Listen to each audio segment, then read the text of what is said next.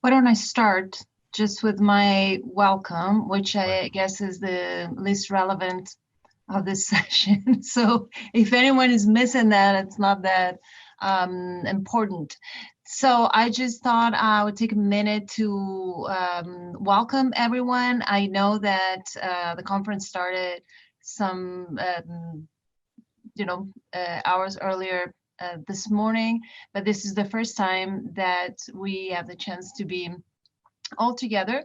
So welcome, even if it's just virtually, to our Department of Foreign Languages at Towson University. Thank you for participating. And I hope you found the session this morning informative. I attended, actually I jumped from one to the other, and I found them all very interested in the discussion, very productive. So I hope that we'll continue on this positive note, and I would like to thank the steering committee for the conference, and I will pass it on to Dr. Francisco Martinez Ibarra, who will introduce our keynote speaker for the conference. Thank you all. Thank you, Margarita. Thank you, everyone, for being here, for deciding to share your research with all of us. Even if we have to do it virtually, unfortunately, for this year. I am very excited to introduce our keynote speaker, Professor Sandro Cesarego from the University of Texas at Austin, where he's an associate professor in the Department of Spanish and Portuguese. He earned his PhD in Hispanic linguistics from the Ohio State University in 2010. And among other degrees, he also holds a JD in Italian law from the Università degli Studi di Roma in Italy, and a master's degree in Spanish law from the International University of La Rioja in Spain. Professor Cesarego currently holds a fellowship from the Netherlands Institute for Advanced Study in the Humanities and Social Sciences, and his current work attempts to cast light on the nature and origin of Afro-Veracruz Spanish and its implications for Creole genesis. Previously, Professor Cesarego has held fellowships from the Helsinki Collegium for Advanced Studies and the Fribourg Institute for Advanced Studies. He's a member of the Foro Latinoamericano de Antropología del Derecho and a member of the Rappaport Center for Human Rights and Justice. Professor Cesarego works primarily in the fields of context linguistics, social linguistics, syntax, and human rights. His research focuses on the linguistic study from a social historical perspective of the Afro-Latino vernaculars of the Americas, that is, the languages that developed in Latin America from the contact of African languages, Spanish and Portuguese in colonial times. His investigation combines linguistic, socio-historical, legal, and anthropological insights to expand our understanding of the nature and origins of these contact varieties. Today, we will learn together about the evolution of the Afro-European languages of the Americas from an interdisciplinary approach that combines law and linguistics. So please join me in welcoming Professor Cesarego. Thank you. Well, first of all, I would like to thank everybody for being here. And really, I would like to thank Towson University for this nice invitation. It's an honor for me to be here with you and to have the opportunity to share some of my research with you. In particular, I would like to thank Professor Francisco Martinez Ibarra, with whom I've been in contact for the past few months to organize this talk. And as you can imagine, since this is an interdisciplinary conference, I decided to present a topic that is not just about linguistics, but as you can see from the title, this presentation will try to combine law and linguistics. And This talk is about a legal perspective on the evolution of the Afro-European languages of the Americas. And in particular, I would like to address the so-called Spanish Creole debate. This is a debate about the paucity, the scarcity of Spanish Creoles. In fact, as we know, there are only two contact varieties which have traditionally been classified as Spanish Creoles in the Americas. One is Papiamentu, spoken in the Netherlands Antilles, Aruba, Bonaire, Curacao in the Caribbean.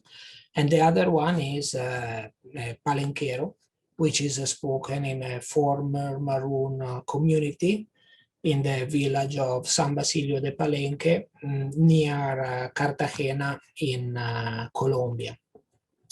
So besides these two small communities, the rest of the Afro-Hispanic varieties of the Americas have not been traditionally classified as Spanish Creoles because they do not diverge so radically from the standard variety. So some scholars would probably say that they look more like Spanish dialects rather than Spanish Creoles.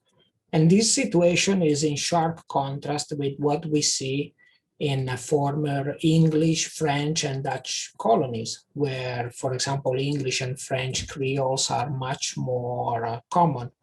So this talk will try to address this asymmetry, why in the former Spanish colonies, we don't really see many Spanish Creoles, and why, on the other hand, is much more common to find English and French-based Creoles in the Americas.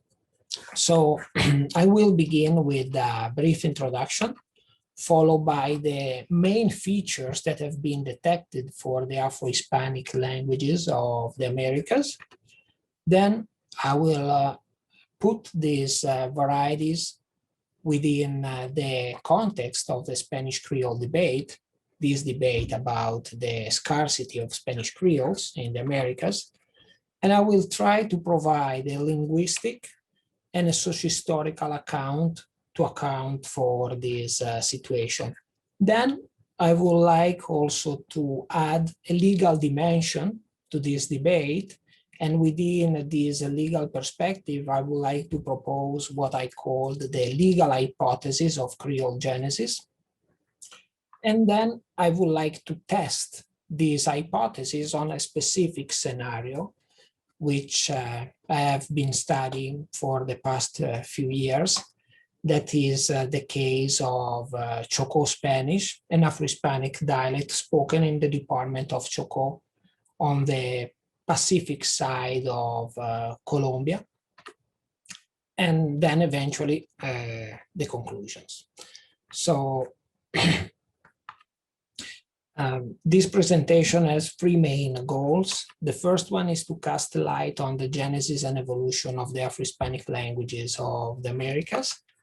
The second one is to provide a new perspective on the long-lasting Spanish Creole debate. And the third goal is to address current debates on the origin of other Black communities in the Americas and the languages they speak. So before going into the details of this presentation, I think it may be good to clarify a little bit some terminology.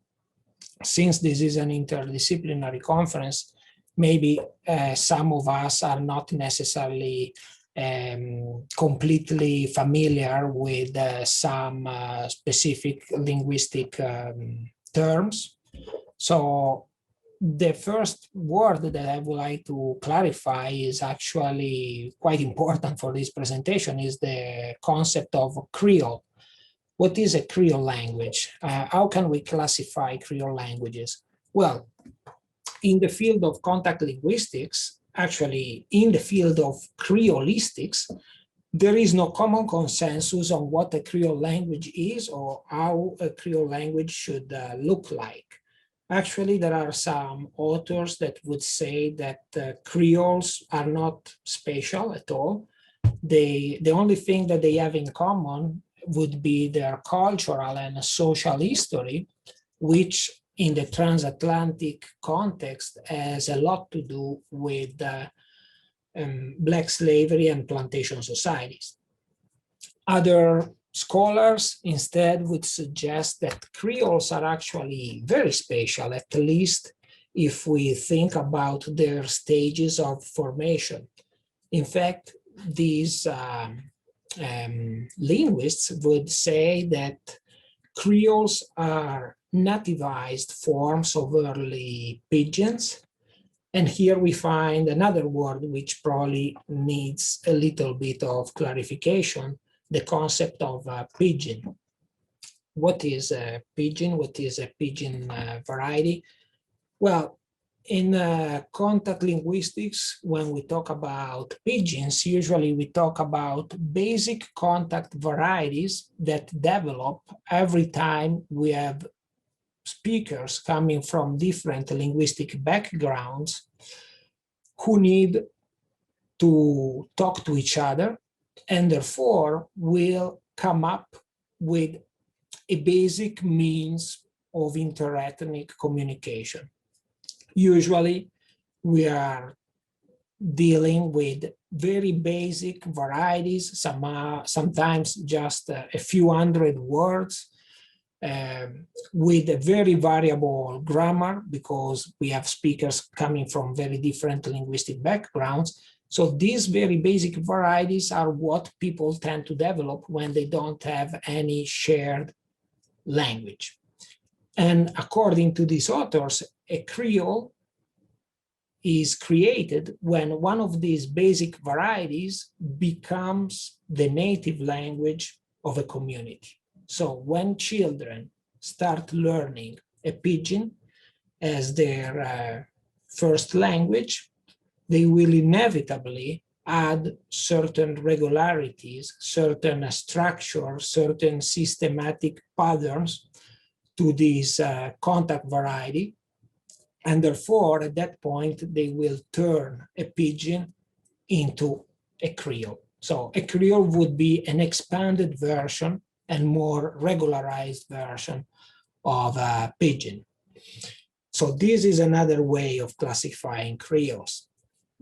Another possibility is the one supported by some scholars who would suggest that pidgins tend to present certain grammatical features which somehow make them different from other varieties. So they would say that Creoles tend to form a typological class. And about this debate, actually, we had a lot of different opinions, especially during the past few years. Actually, there are two recent papers that were published in Nature about this topic. And in these papers, different authors try to figure out what are the grammatical features that tend to be derived from substrate languages and the lexifiers. So as you can see in the literature, there are many different opinions about what a Creole language is supposed to be. This being said, there are certain transatlantic contact varieties which traditionally have been classified as Creole languages, even though nobody's really sure what a Creole language is. And among these varieties, we could mention, for example, Capo Verdean Creole, which is a Portuguese-based contact variety from Cape Verde, Serenantongo, English-based variety from Suriname, Palenquero, Spanish Creole from Colombia, Asian French, French Creole from the Caribbean. Now, from a linguistic point of view, what these languages have in common, if anything, is probably the fact that they diverge quite significantly from their European lexifiers, which means that a speaker of standard Portuguese and a speaker of Cape Verdean Creole would have probably a hard time understanding each other because these two languages are quite different. And the same could be said for a speaker of Suriname-Tongo and a speaker of English, or a speaker of Palenquero and a speaker of Spanish, and so forth. On the other hand, when we look at the Afro-Hispanic languages of the Americas, we can see that they present certain grammatical peculiarities, but at the end of the day, they are not that divergent from standard Spanish. For this reason, a speaker of standard Spanish would not usually have major problems understanding a speaker of one of these Afro-Hispanic varieties. Here I decided to mention a few examples that can easily be encountered in these contact varieties. For example, it's very common to see cases of overuse of overt subject pronouns, like Juan vino y él comió y luego él se fue. As you can see, there is a use of overt pronouns which is not common in standard Spanish, and which from a pragmatic perspective may sound a bit odd. Nevertheless, any speaker of standard Spanish would have no problem understanding a speaker of this variety.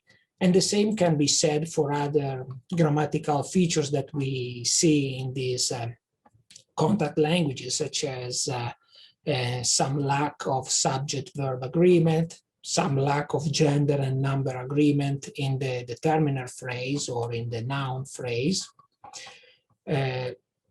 presence of non-inverted questions, which are also quite common in certain Caribbean dialects, as we know, and bare nouns in argument position, and so forth. So all these features can be detected to different extents in these Afro-Hispanic varieties.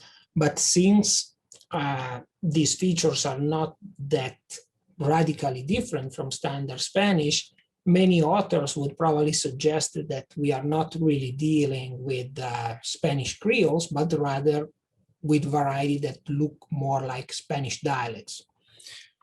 Now, all these features that I have summarized here in this table with some additional examples can be encountered to different extents pretty much in all the Afro-Hispanic varieties that you can see represented in this map in the Caribbean and South America. Due to these shared features, some scholars would suggest that probably at some point in Latin America, there was a Spanish Creole that was spoken across these Afro-Hispanic communities, and that possibly after the end of slavery, due to contact with standard varieties of Spanish, these Spanish Creole somehow decreolized, somehow got closer and closer to Spanish, so that the features that we can see today in these varieties would be the leftover of a previous Creole stage. This is the hypothesis that has been called the decreolization hypothesis. Now, in this talk, I would like to address two main questions. The first one is, were the Afro-Hispanic languages of the Americas a Creole? And why are there so few Spanish Creoles in the Americas? Because as we said from the beginning, the only two contact varieties that traditionally have been classified as Spanish Creoles are Palenquero, spoken in the village of San Basilio de Palenque, Colombia, and Papiamentu, that is spoken in the Dutch Antilles.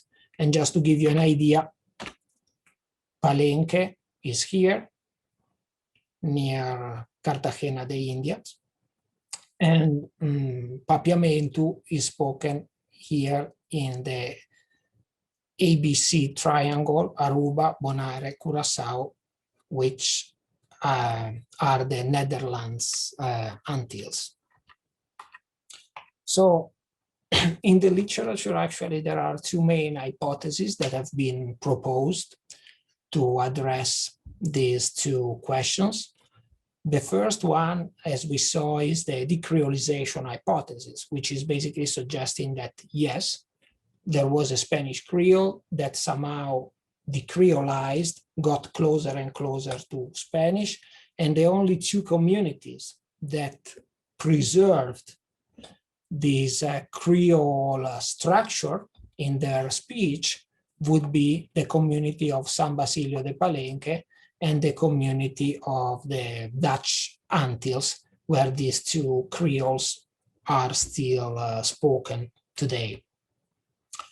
The second hypothesis is what has been called the Afrogenesis hypothesis. It has been proposed by John McWhorter, and it is suggesting that Spanish never creolized in the Americas, even though the conditions, the socio-demographic conditions for creolization were actually ideal for Spanish to creolize. In fact, this author is suggesting that certain former Spanish colonies were not that different from the English and the French Caribbeans. For example, he mentions certain plantations in Mexico, in Peru, in Ecuador, in Colombia, where, according to this author, the socio-historical conditions for a Creole to emerge were actually perfect. This author, however, is suggesting that the Spanish Creole never developed in such a scenario because, according to this hypothesis, in order to have a Creole, you first need a pidgin. And since Spain didn't have colonies in Africa, then an Afro-Hispanic pidgin never developed on that side of the ocean. And consequently, a Spanish-based Creole couldn't possibly form on the other side of the ocean in the Americas.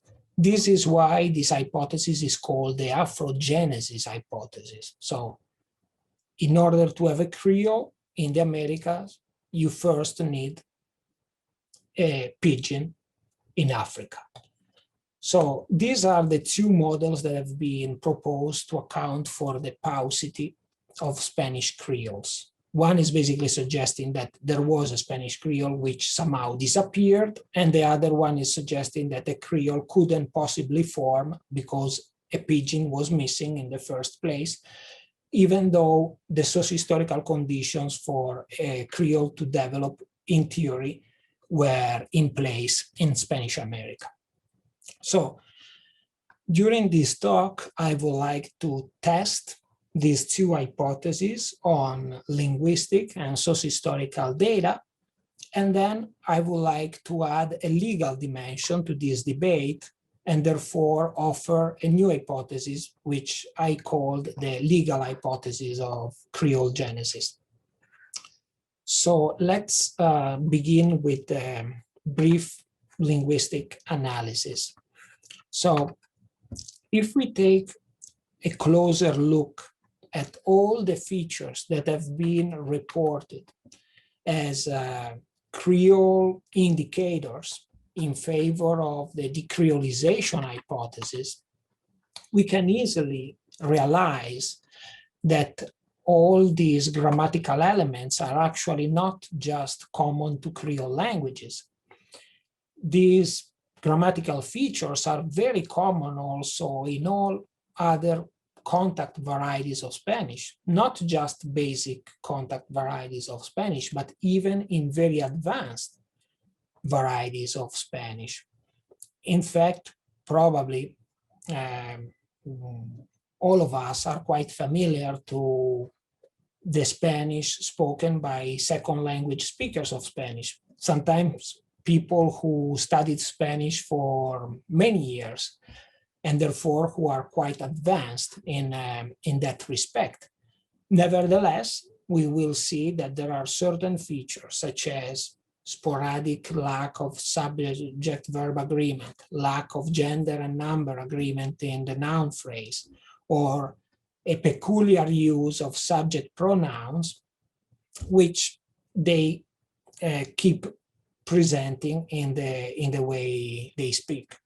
This is because these features are quite difficult to master when they are in a second language. And for this reason, we can find them systematically in all contact varieties of Spanish.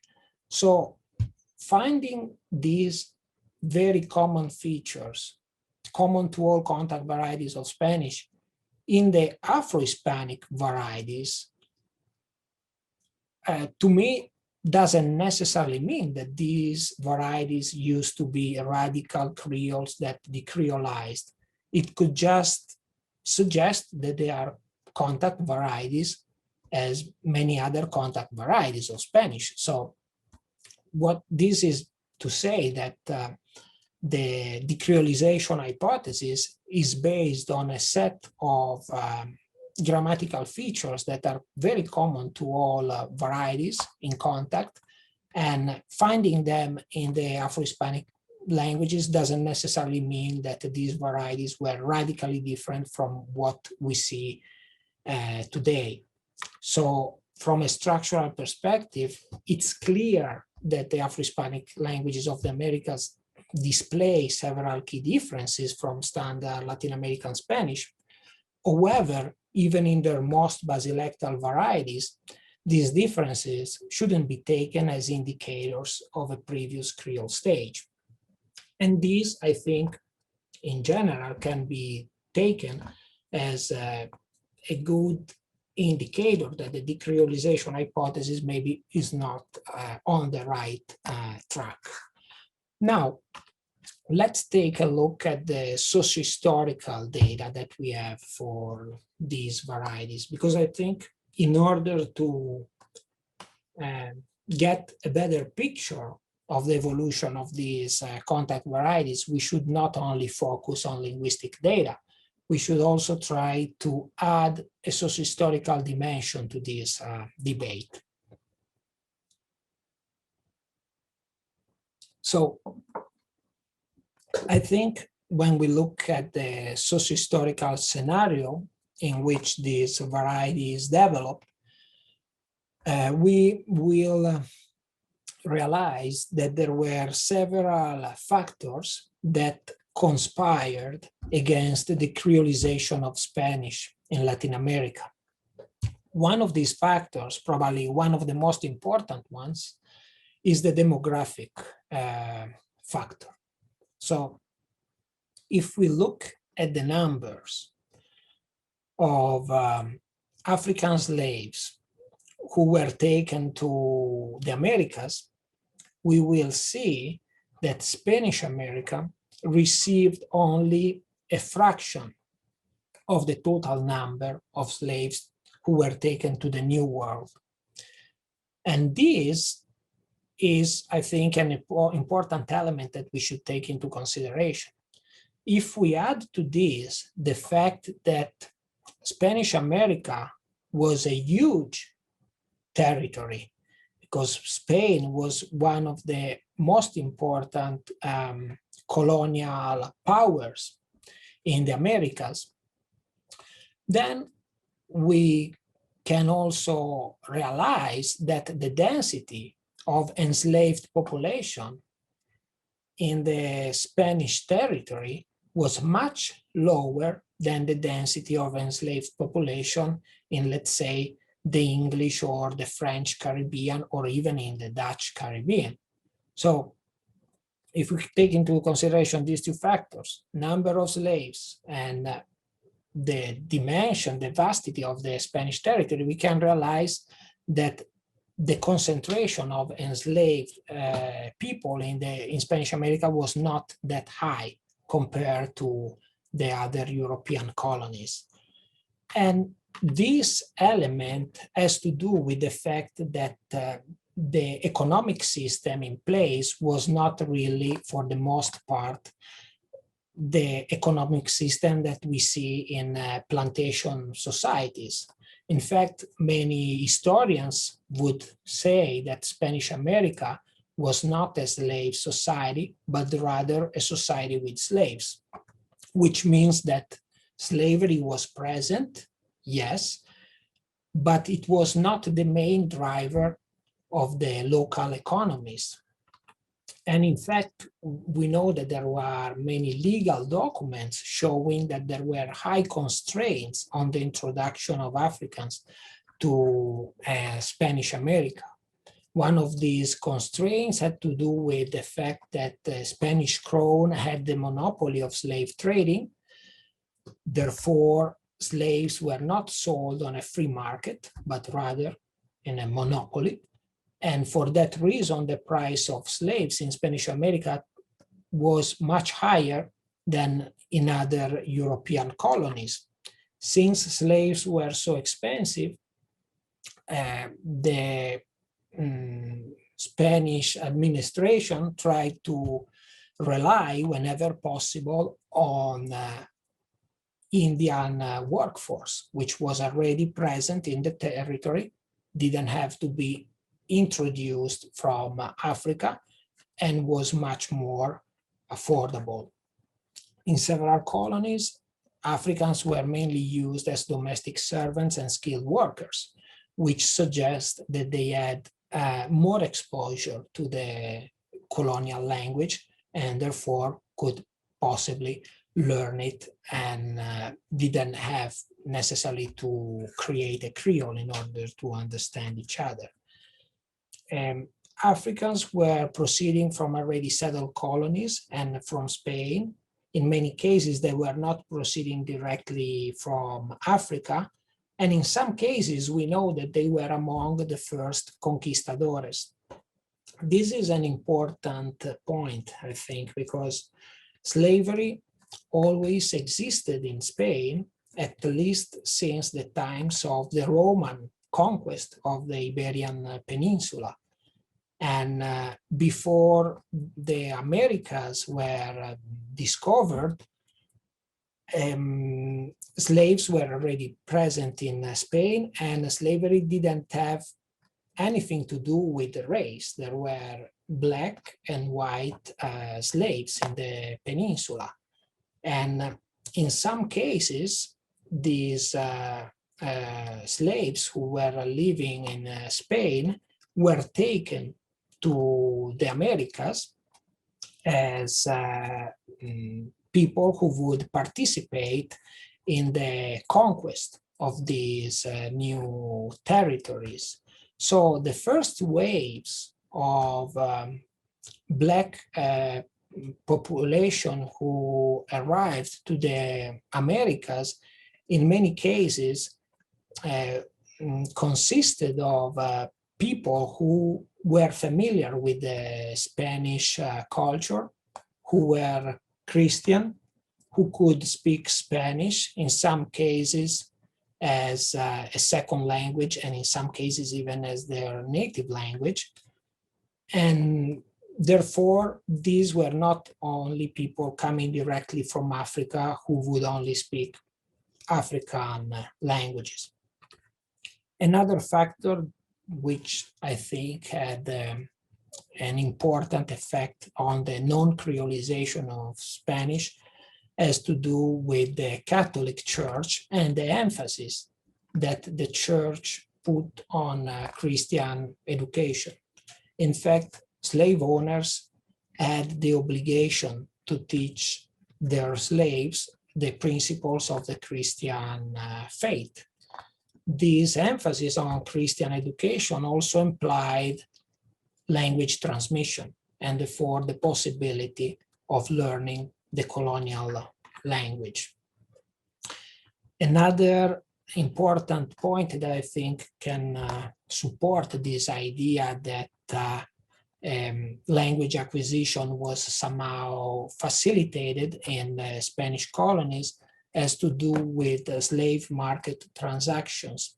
If we pay close attention to the slaves who were sold in the different slave markets across Latin America, we will discover that the majority of the slaves who were sold during the colonial phase were not bozales, which means people who were born in Africa and taken to the Americas, but rather were criollos, and therefore people who were born and raised in Latin America, and therefore had exposure to the colonial language, to Spanish, from the very beginning. So all these factors, I think, suggest that the acquisition of Spanish was to some extent facilitated in the former Spanish colonies.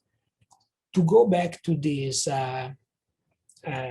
asymmetry between criollos and bozales, we have to keep in mind that there were several phases in which the supply of African-born slaves was low in Spanish America, and that was particularly true for the War of Spanish Succession, and also for several interruptions with the trading licenses, because as we said, the Spanish crown had the monopoly of slave trading, and sometimes during the 17th and 18th century, the supply was just interrupted.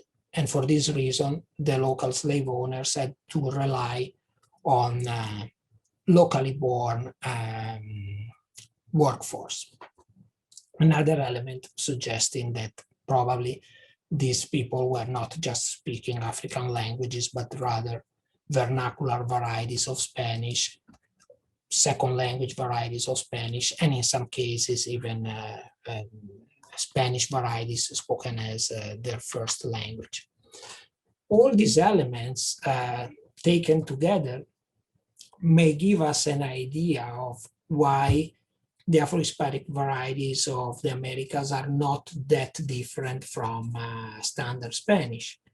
These factors, if combined with the founder principle, which is suggesting that good part of the structures of today's language probably have to do with the languages that were originally introduced by the founder populations in certain communities, all of this together is probably suggesting that the first Black communities that created the Afro-Hispanic varieties that we know today were in good part composed of speakers of Spanish varieties that were probably second language varieties and vernacular varieties of Spanish, in some cases spoken as their first language. All of this is to suggest that contrary to what was suggested by the Afrogenesis hypothesis, probably the socio-historical conditions in Spanish America were not so ideal for Spanish to creolize. And this may also explain why these contact varieties look more like Spanish dialects rather than Spanish creoles. During the past few years, there have been many case studies on the communities that were mentioned by the Afrogenesis hypothesis to suggest that the socio-historical conditions for Spanish creoles to develop were ideal in such territories.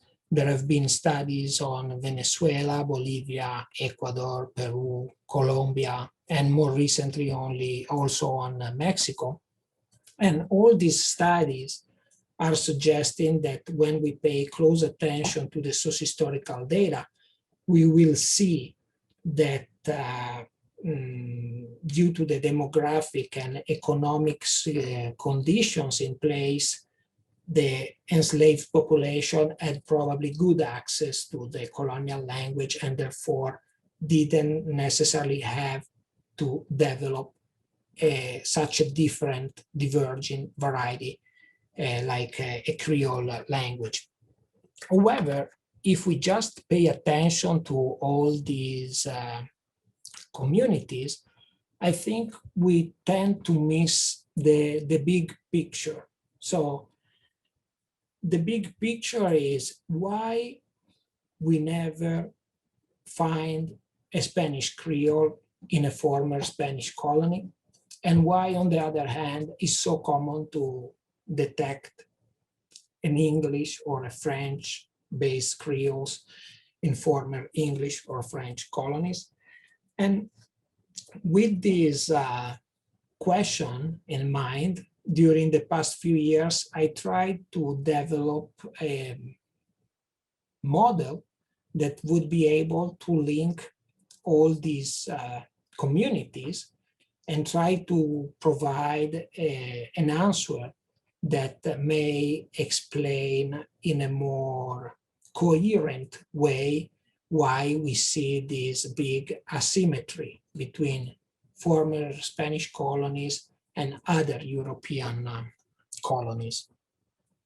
That's how I came up with what I call the legal hypothesis of Creole genesis, which ascribes a prime importance in the development of the Afro-European languages in the Americas to the historical evolution of slavery, from the legal rules contained in the Roman Corpus Juris to the colonial codes implemented overseas.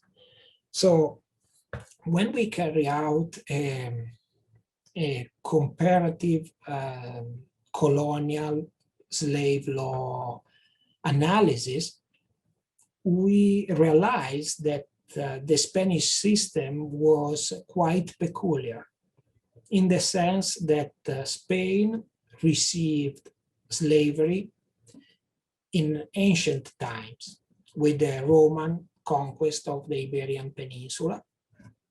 Then the institution of slavery was recodified and I would say radically modified during the medieval phase. And in fact, we have one of the most important medieval texts, legal texts, which is the Siete Partidas, in which we can see how slavery was recodified during this phase. That system was then exported to the Americas and adapted to the local needs of those territories through the promulgation of the Leyes de Indias, which would be the colonial laws. And in some very specific cases also with the creation of the Códigos Negros, the black codes. So during the medieval phase, the Spanish slave achieved legal personality. Having legal personality within a certain legal system implies the capacity of acquiring a series of legal rights and obligations, such as participating in civil lawsuits, getting married, the right to family preservation, entering into contracts, owning property, obtaining manumission, which means the possibility of becoming free, receiving Christian education, and so forth. All these rights derive from the concept of legal personality. And the presence of legal personality and its corollary of rights is essentially what differentiated a Spanish slave from a Roman one. Roman slaves didn't have legal personality. They were objects. They were not legal persons. They were property, and therefore they couldn't, for example, own property because they were already property. And the English, the French, and the Dutch didn't receive slavery in Roman times. They borrowed and adapted this practice only during the colonial phase. And the result is that they did almost a direct borrowing from Roman law, a sort of copy and paste of ancient Roman law, and they applied those regulations to their American colonies. As a result, French, English, and Dutch slaves didn't have legal personality, so they didn't have all the rights that we just mentioned. And in some peculiar cases, they had some aspects of those rights, but they certainly didn't have the rights that a Spanish slave would have. The Portuguese received the corpus juris, but due to a concomitance of factors, the Portuguese slaves never acquired legal personality. So the position of a Portuguese slave was somehow in between, let's say, the position of a Spanish slave that had a lot of rights and the position of English, French, and Dutch slaves who didn't have those rights. So the legal hypothesis of Creole genesis stresses the importance that these legal differences played in shaping colonial societies and the Afro-European languages that developed in the New World. The main criticism that the legal hypothesis may face has to do with the dichotomy between law in books and law in action. So some authors may say, well, okay, in theory, in books, the Spanish slave had a lot of rights. But in practice, can we really be sure that the life of a Spanish slave in the middle of Colombia was that different from the life of a Dutch slave in the middle of Suriname? Well, this is a well-known debate and that has characterized Latin American studies for a long time.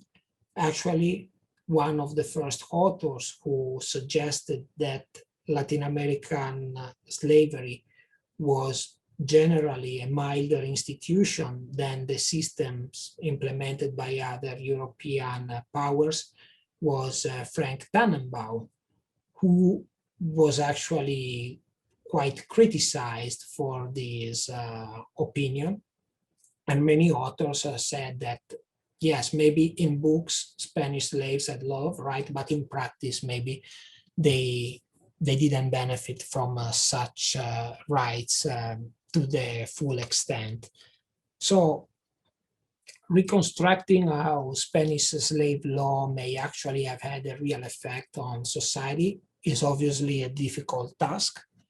During the past few years, I tried to rely on different pieces of colonial evidence to see to what extent Spanish law had an effect, a real effect on Spanish society. And therefore, I relied on remarks provided by a variety of colonial observers.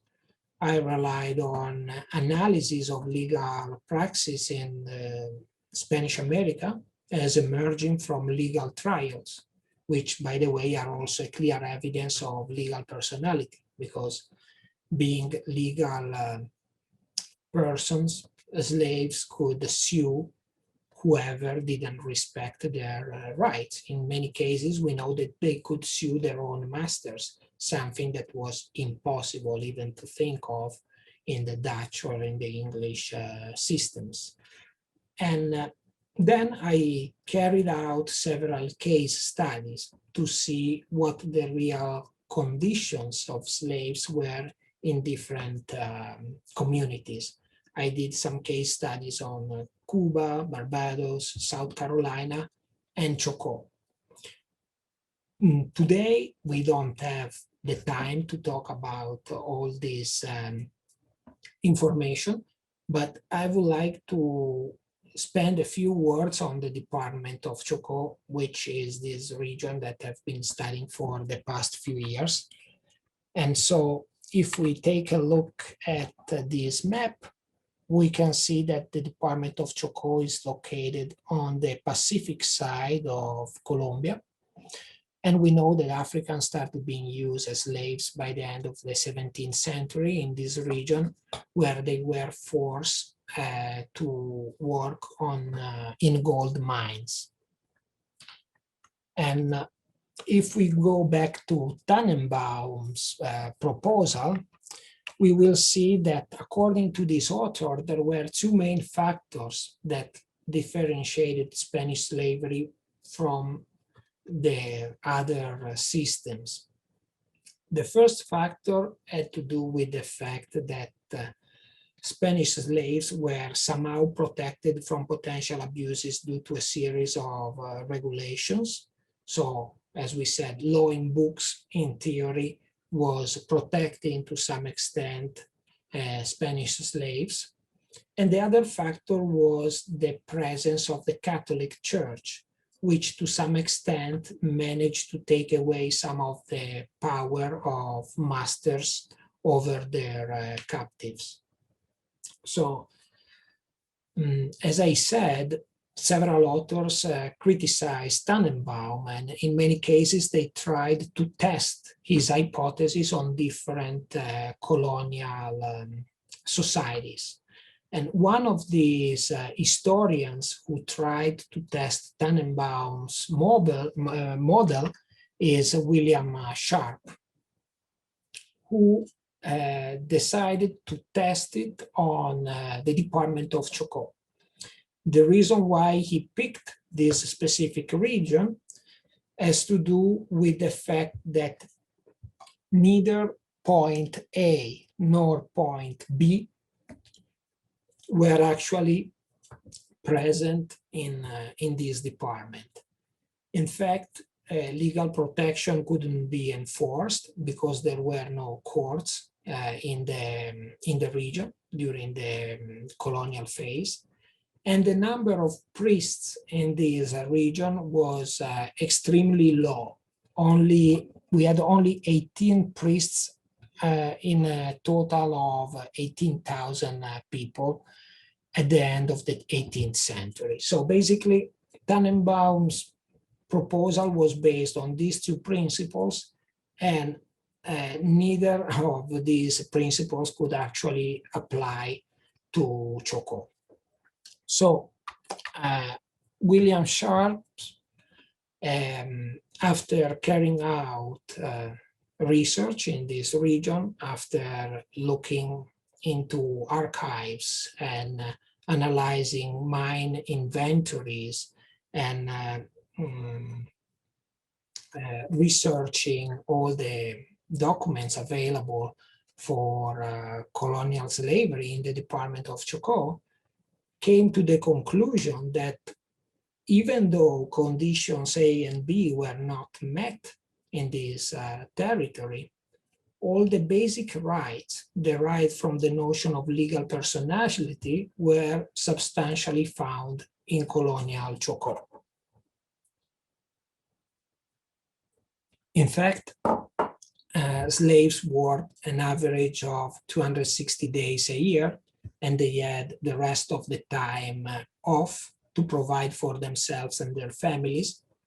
And this is a concept related to the idea of peculium, which is a Roman principle that has to do with slavery. And if you want later, if we have time, we can also talk a little bit more about this concept. Then he realized that the slaves could accumulate goods, gold, and other properties to pay for their manumission. Therefore, they could accumulate money and property to become free. Abuse of slaves was remarkably rare. They were instructed in the principles of the Catholic faith on a daily basis, which also meant language acquisition. Marriage was encouraged and family units were preserved.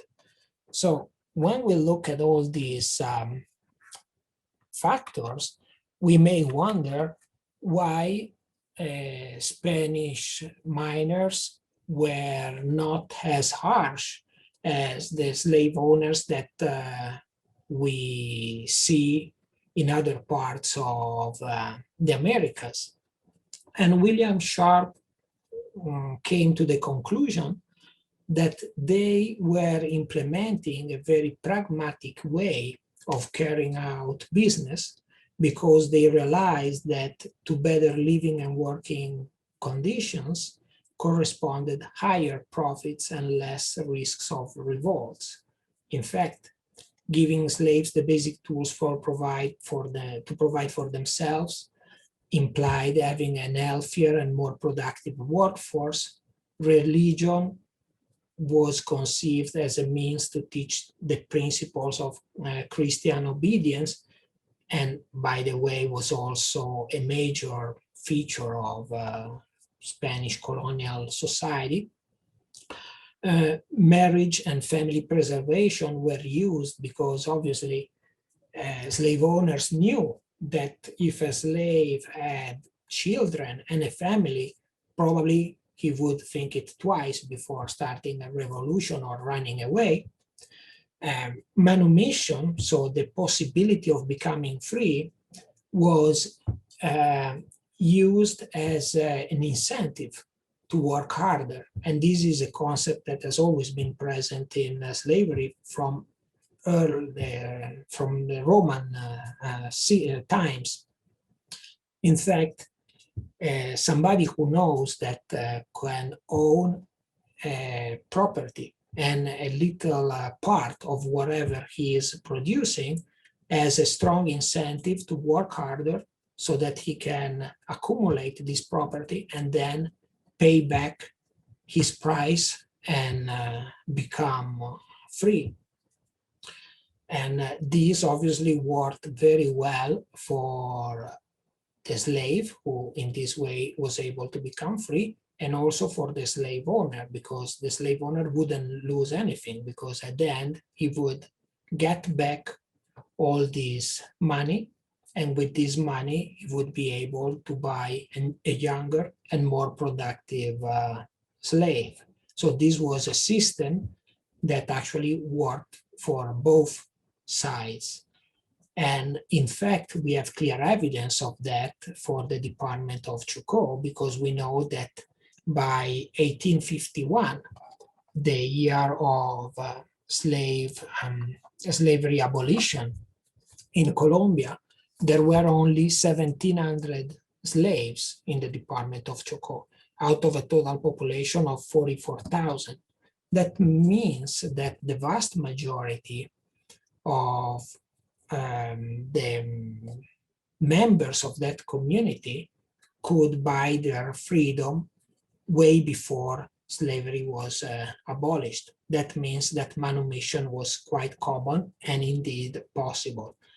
And now maybe we don't have much time to go into details. If you want later, we can talk a bit more about this. But the practice of manumission was very common in Spanish America. And in part, it has to do with conceiving slavery as a matter of private law rather than public law. And these are technical issues that if you want, we can discuss later. But in most in most European colonies, slavery was for the most part conceived as a matter of public law. And instead in the Spanish colonies was for the most part a matter of private law, and therefore a transaction between the slave owner and the slave rather than the state and the enslaved population. So to conclude, Sharp comes to the idea that it may be argued that the treatment designed for slaves in Chocó followed the patterns described by Tannenbaum, even though the Spanish legal system and the church were not directly involved. So in practice, even though Tannenbaum's principle couldn't be applied, in practice, the result was pretty much the same. To conclude, from a socio-historical perspective, I think that there are several factors that indicate that Spanish America was probably not the ideal location for Spanish Creoles to develop, and this goes against the Afrogenesis hypothesis that would claim that Spanish America was the perfect place for a Creole formation. From a linguistic point of view, we saw that all the features that have traditionally been classified as Creole indicators actually are very common second language features that can be encountered even in very advanced second language varieties of Spanish. So finding these features in these contact varieties doesn't necessarily mean that these varieties were Creole languages that decreolized. And I think the legal hypothesis provides a new perspective for looking at the genesis and evolution of Chocó Spanish and the rest of the Afro-Hispanic varieties of the Americas. If we analyze colonial Spanish America by taking into consideration legal, social, and demographic information, we may now better understand why the Afro-Hispanic contact varieties look more like Spanish dialects rather than Spanish Creoles. And to conclude, I think that this hypothesis is also offering food for thought on why the only two existing Spanish Creoles spoken in the Americas are actually found where Spanish law never applied, in the Dutch Antilles and in San Basilio de Palenque. In the Dutch Antilles, because the law implemented was Dutch law. And in San Basilio de Palenque, because it was a former Maroon community where, by definition, the Spanish administration never managed to impose Spanish law. Thank you. If you have some questions or comments, I will be happy to answer. You can post your comments and questions in the Q&A box. I'll give a minute for people to type those comments and questions. Thank you, Sandro. Very enlightening. I'll give a moment. And if not, I have a small comment and question. Meanwhile, people can type their questions. If you can tell us a little bit more about the type of sources that you work with, how challenging it is to find the information that you're looking for, how available it is. You know, if you have an anecdote, that'd be great. But if not, you know, like trying to find these documents and these sources and this information. And if you can tell us a little bit what your work is, what your work looks like. Well, actually, I think that there is a lot of information available about colonial history and even colonial slave law. The thing is that as linguists, we are not usually used to consult those sources. So it's very common in Creole studies to see hypotheses that have been developed for the evolution of Creole languages, even some very well-known hypotheses created by authors that I think are really smart linguists. For example, Derek Bickerton, who came up many years ago with the bioprogram hypothesis to explain how Creole languages developed. Really some brilliant ideas, but they are, in many cases, all these hypotheses were based for the most part on linguistic data. And therefore, somehow they didn't really try to integrate the socio-historical aspect of language contact to Creole evolution. So to give you an example, the bioprogram hypothesis, which is one of the main reasons why I decided to study Creole languages, because I read this book by Derek Bickerton many years ago, and I thought, wow, this is great. And but then you realize that it's based on the assumption that children exposed to pidgin varieties would create Creoles, right, in these plantation societies. But then when you look at the socio-historical scenario of those plantations, you realize that children were not really present because the living and working conditions in those plantations didn't really allow for the population to reproduce and to have children. So many people would get there, survive a few years, and die. So you see that there are some hypotheses that are wonderful, but then you say, how can this be possible? How can children create a language if there are no children involved? You know, so I think that Creole studies and many other fields have a lot to gain if we manage to combine different disciplines. So I think history is certainly something that we should integrate into Creole studies just to understand, to learn more about the slave trade, plantation societies, and all of that. And more recently, it came to my mind to look into law. So there are obviously also several studies that deal with comparative colonial law and colonial policies and so forth.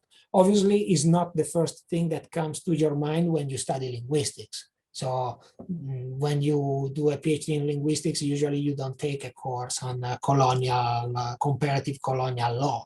So that is something that if you have a passion for it, maybe you think about it and then you study on your own this stuff. So that's also one of the reasons why I applied for this fellowship to go to the Netherlands, because I think it would be interesting to learn more about Dutch slave law, because one of the few Spanish-based Creoles is actually spoken in a former Dutch colony. Obviously, due to the pandemic, all the libraries, all the archives, everything is closed in the Netherlands. So I've been there for several months. I couldn't enter any library so far. But yes, that would be something that I would like to do at some point. I'll read some of the questions. Lee Ramsdale is asking, were female slaves granted legal personality to the same measure as male slaves? Okay, all Spanish slaves had legal personality. So nobody was really granting them legal personality. Legal personality was given to slaves in the medieval phase in Spain, when slavery had nothing to do with race. And one of the reasons why slaves were given a legal personality was because the church, the Catholic Church, thought that all human beings were equal, in the sense that all of them were subject to God, were created by God, and had to follow certain rules, otherwise they could go to hell, for example. And that is one of the reasons why, for example, Spanish slaves could also marry.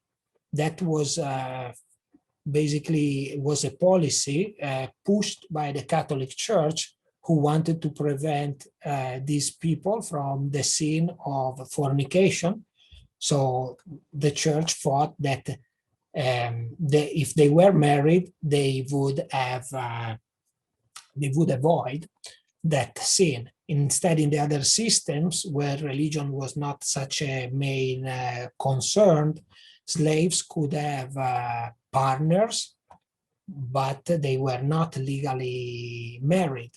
But one of the effects of giving marriage, the right to marry to slaves, was that then the marriage had to be preserved. So children could not be sold as individual tokens at an early age, which instead was something quite common in other legal systems. And when a couple was married, then couldn't be separated. And therefore, if two slaves belonging to different slave owners married, then the slave owners had to find a way so that this new family could be together. So the most common situation was that one slave owner would sell his slave to the other one so that the family could be together. All these aspects of life, I think, were driven by law and had a significant effect on these, on the dynamics of these societies. And a big difference, to go back to that question, between men and women, was that it was much more common for a family to free the woman rather than the man, because there are just a few ways in which a human being can become a slave. And one of these ways has to do with birth. So if somebody is the offspring of an enslaved mother, this person automatically is a slave. So each enslaved family, if they had enough money, the first thing that they would do would be to free the mother so that all her children would be born free. If they had freed the father, the result would be that the father would be free, but all the children that would be slaves, and then you would have to free each single person. So each enslaved family, usually what they would do would be to free the woman first, so that then everybody else in that family line would be born free. And this was something that in Spanish colonies was very common. In English and Dutch colonies was in some cases strictly forbidden. So I think this is a big difference, because it is showing that the Spanish slaves had more possibilities of climbing the social ladder, of improving in society. Some in other societies, instead, there were strong restrictions on that. And I see some other. Yes, I was going to read. The next question comes from Francesco Brenna, and he's asking, is it possible to establish any direct linguistic connections between the acquisition of Spanish and religious teaching practices in the regions where these varieties developed? Did any materials survive, like manuals, accounts by teachers or priests, sermons? Yes, I think there are many documents that can give us some good ideas of how Christian education had an effect on the language acquisition. I think this is a field that needs to be studied in more details, and I think it would be really important to do so. I actually hope that some students who want to do a PhD in contact linguistics at some point decide to take a closer look at those documents. But yes, definitely there are many documents that can show how Christian education had a huge effect on language acquisition. One of the main indicators of this is that the Company of Jesus, the Jesuits, were among the most important slave owners of Latin America. And in their plantations, we can still have access to documents showing how slaves were educated. And they had to pray every day.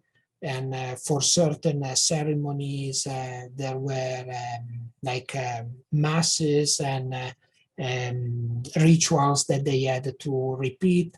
Usually criollo slaves, so slaves who were locally born, had to teach these rituals to new slaves who were bozales, who were coming from Africa, or who didn't speak Spanish or were not yet familiar with the Catholic religion. So I think that Christian education had a big effect on that. And for example, again, in certain colonies, Christian education was forbidden for the enslaved population. And so that for sure is, again, I think, an important factor. Thank you. Next question, again from Lee Ramsdell. Could you follow up with how it was that a Creole developed in San Basilio de Palenque in the absence of the Spanish legal system? Yeah, okay. I think that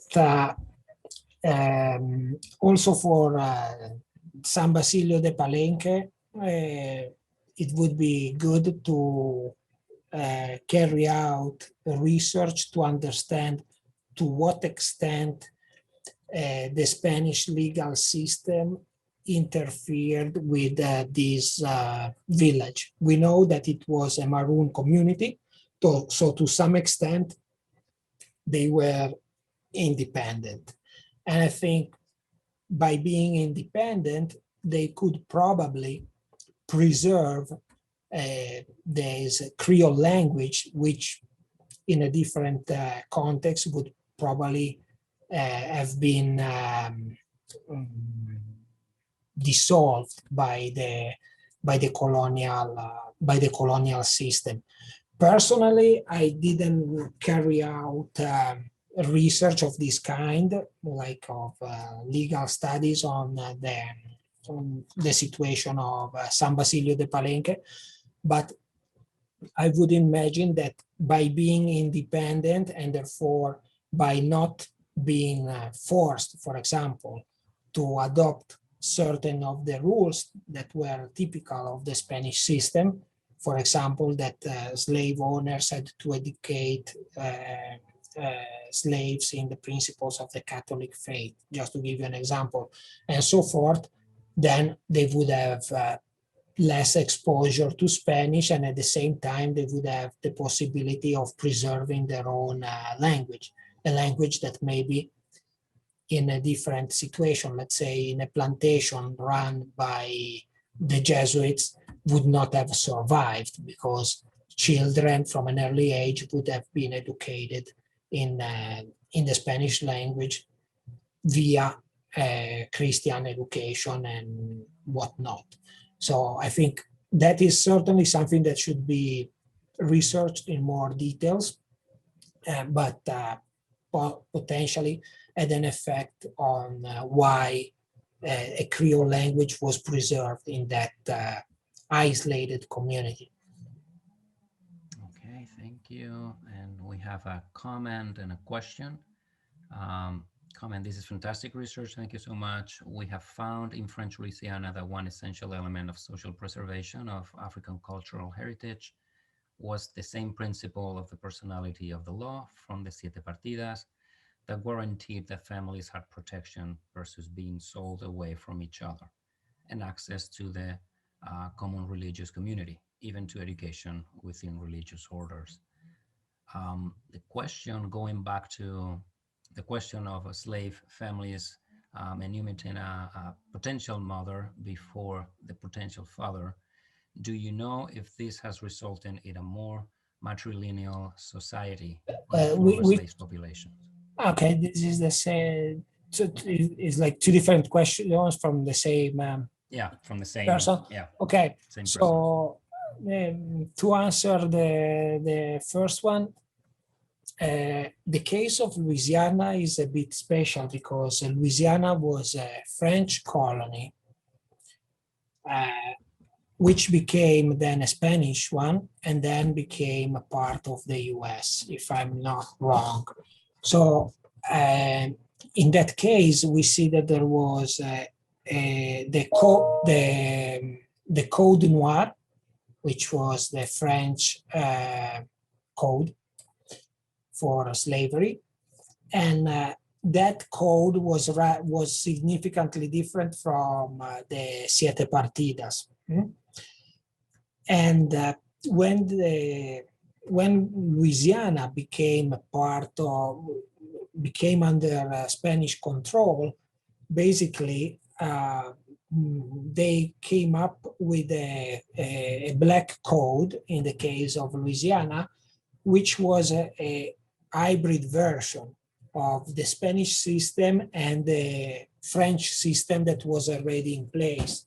But when we read that Spanish code that was specific for Louisiana, we can see that it went against many of the basic principles of the Spanish law. That, again, I think would be very interesting research to do to understand to what extent in that system Spanish or French principles were in place. But your question is about essential element of African cultural heritage was the same principle of personality of the law for the Siete Partidas. That guaranteed that families had protection versus being sold from each other and access to a common religious community, even to education. Okay, so well, an aspect of the French system was also that to some extent the church was involved, not to the extent that we see in the Spanish colonies, but more, for example, to what we see in Dutch colonies or even in Danish colonies, where the church for many years were actually out of the picture, and slaves could not even receive, it was forbidden, they couldn't receive Christian education. And the church in that case had an important effect, because in the French colonies, even though in theory, legal personality was not given to consider to the slaves. I don't know now in the data that you have from Louisiana, maybe in that case, yes. But in general, the French system didn't really give legal personality to the slaves, but nevertheless, due to the pressure of the church, slaves could marry. Marriage was not as free as in the Spanish colonies, in the sense that in the Spanish colonies, a slave could pretty much marry whoever he or she wanted to. Instead, in the French colonies, they had to have permission from the owner in order to marry. But for sure, we can again see how law interfered with society and potentially also with language evolution. The second question is going back to the question of slave family meeting a potential mother before the potential father. Do you know if this has resulted in a more matrilineal society in former slave populations? I don't know to what extent that can be the case. I don't know if there are studies that try to measure that, but for sure, I can say that when we compare the number of free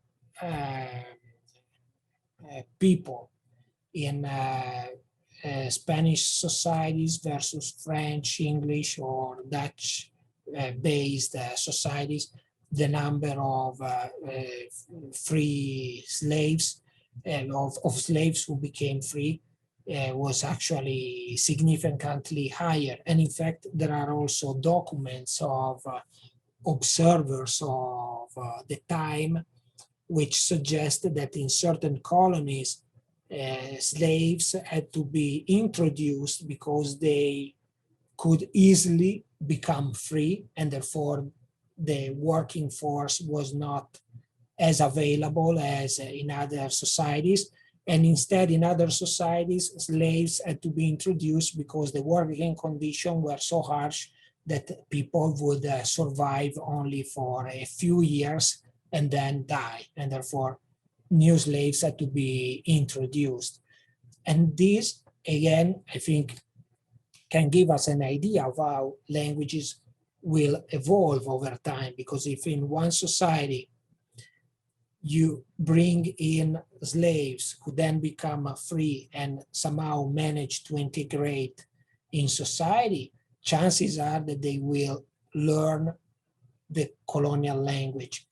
If in another society you have to bring in new slaves, possibly directly from Africa because they tend to die after a few years, that means that you keep introducing African languages into the mix, which is not necessarily something that you do in the other scenario where people can learn the colonial language. And the more African speakers you introduce, the more likely it is that the language that is forming on the plantation will become more and more Africanized, and therefore less and less, lesser and lesser similar to the European variety.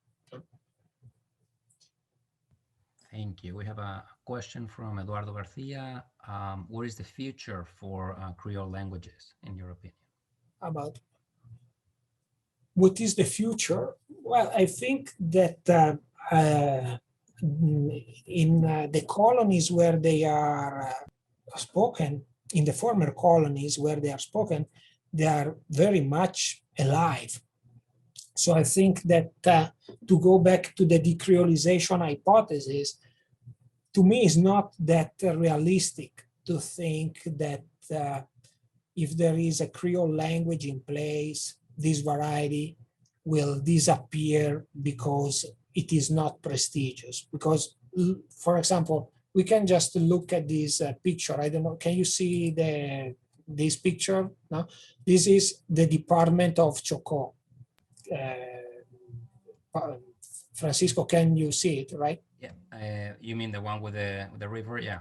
Yes. So this, as you can see, this is a quite isolated region where local schools are not that present on the territory. Many people are not literate, and therefore I don't think there is much pressure from standard Spanish to erase the Creole language. So I think the future of Creole languages is quite similar to the future of many other languages spoken around the world. So they will evolve over time. But I find it a bit difficult to believe that in certain colonies there were Creoles that somehow disappeared so completely. And I think in many regions of the world, in the Caribbean, like in Jamaica or many other parts of the world where Creole languages are spoken, I think they are spoken and probably they will be spoken for a very long time. Thank you, Sandro.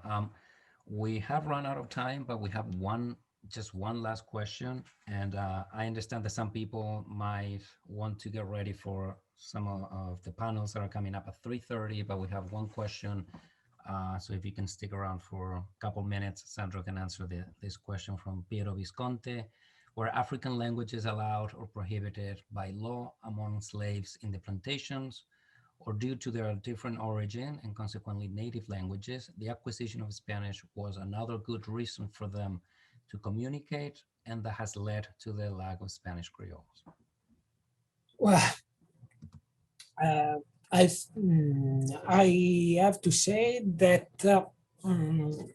I do not know I'm not completely sure about whether in certain colonial rules, in certain colonial systems, African languages were prohibited or not. So I don't know if, let's say, in the Dutch system or in certain English colonies or Spanish or Portuguese colonies, there was actually a ban on certain languages. However, what I would guess is that in some communities where the substrate was somehow homogeneous, there were more incentives to preserve that language. In other words, if there was a big community of people speaking a certain African language, then chances are that that language would tend to survive more. In other communities where maybe there were only a few speakers of one language and then a few speakers of another and a few speakers of another, the only way to get to talk to each other was to create a new language or to learn the local colonial language. And as we know, even we can see it today in migrant communities, usually the family language tends to survive 2 or 3 generations, and then the local language is acquired, and let's say the family language tends to disappear. In communities like the Chocó, where people arrived pretty much from all over Africa, because we have to remember that Spain didn't have colonies in Africa. So basically, Spain was buying slaves from different providers. Then you had such a multicultural and multilingual mix that I think would have been difficult to preserve one specific African language over several generations. Excellent. Thank you so much. Thank you. We have then, we run out of time. We have the next session 4, starting at 3:30. We have in room 1, language and contact, and in room 2, identity in the classroom. Thank you, Professor Cesarego, for enlightening us and for sharing your research with us and all your knowledge, and for your patience and with all the questions and everything. So thank you so much. Thank you. Thank you for this opportunity, and I hope that sooner or later we will be able to meet in person at some other conference and have some good time.